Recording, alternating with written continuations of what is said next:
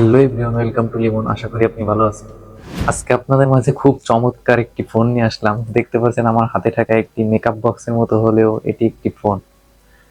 এটি বলুন তো, এটি কি ফোন? এটি কি স্যামসাং এর জেড ফ্লিপ 5 যা ৮০,০০০ টাকা দাম সেটি, নাকি ৪৫ থেকে ৪০,০০০ টাকার ভিতরে যে কোনো একটি স্মার্টফোন যা হোল্ডিং, এটি ভাঁজ করে রাখা যায়?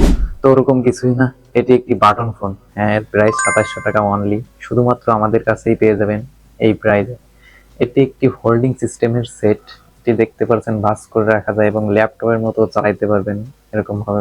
আর পিছনের লুকিংটাও কিন্তু জোস করছে, আমার কাছে খুবই চমৎকার লাগছে। তার কারণ এটি একটি হোল্ডিং সিস্টেমের সেট যা স্যামসাং জেড ফ্লিপ 5 এর মতোই ফিল দেয়। আইটেল ফ্লিপ অনে কি কি থাকছে তা চলুন এখনই দেখে আসা যাক। এটি সর্বপ্রথম আমরা আনবক্সিং করব। সর্বপ্রথম তারা দিছে তাদের ফোনটি, আমার কাছে খুবই ভালো লেগেছে।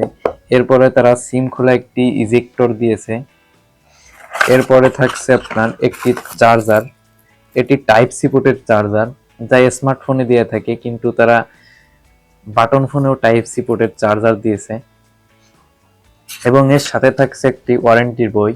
এটি ১২ মাসের ওয়ারেন্টি পেয়ে যাবেন। আইটেল ফিলিপ অনেক কি কি ফিচার থাকছে তা চলুন দেখে আসা যাক।